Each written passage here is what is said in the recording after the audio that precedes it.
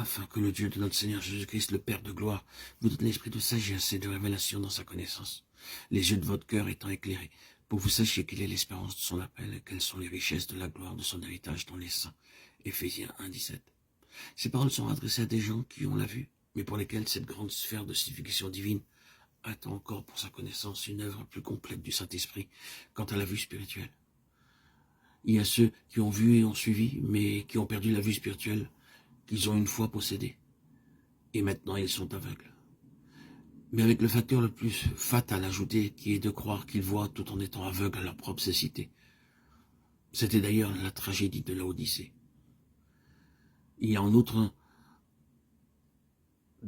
ces deux classes, représentées par Balaam et Saül de Tarse. Balaam, ébloui par le gain ou la perspective de gain.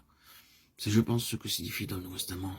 Suivre le chemin de Balaam, être tellement pris par la question de faim et de perte, que l'on est aveuglé quant aux grandes pensées de Dieu et à son dessein. Ne voyons pas le Seigneur lui-même dans le chemin. Par son aveuglement, il fut sur le point d'être abattu. Le texte est très clair. Ce n'est que lorsque le Seigneur lui ouvrit les yeux que Balaam put le voir. Alors il vit le Seigneur, l'ange de l'Éternel. C'est ainsi que c'est écrit. Je ne doute pas qu'il s'agit du Seigneur lui-même. Plus tard, Balaam fit cette déclaration: celui qui voit la vision du Tout-Puissant qui tombe et qui a les yeux ouverts. Tel est Balaam, un homme aveuglé par des considérations de caractère personnel, de nature personnelle, à savoir comment les choses l'affecteraient et combien ces considérations sont aveuglantes quand il s'agit de questions spirituelles. Si jamais vous ou moi nous nous arrêtons sur cette question, nous sommes dans un très grand danger.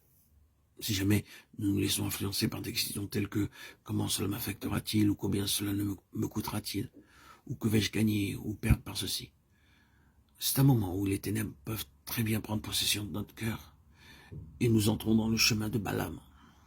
Nous avons d'autre part Saül de Tarse. Il n'y a aucun doute au sujet de son aveuglement. Et le sien était l'aveuglement de son zèle très religieux, son zèle pour Dieu, son zèle pour la tradition, pour la religion historique, pour ce qui est établi et accepté dans le monde religieux. C'était un zèle aveugle au sujet duquel il devait ensuite dire: pour moi, j'avais cru devoir agir vigoureusement contre le nom de Jésus de Nazareth. Acte 26, 9. J'avais cru devoir. Ce fut un grand virage lorsqu'il découvrit que ce qu'il pensait et croyait passionnément devait devoir faire pour plaire à Dieu et satisfaire sa propre conscience était complètement et diamétralement opposé à Dieu et à la voie de la justice et de la vérité. Quel aveuglement! Sûrement Paul se trouve ici comme un avertissement permanent pour nous tous. Le fait d'avoir du zèle pour quelque chose n'est pas nécessairement une preuve que la chose est juste, ni que nous sommes dans le droit chemin. Notre propre zèle peut être en soi une chose qui nous aveugle, et notre dévouement à la tradition, notre cécité.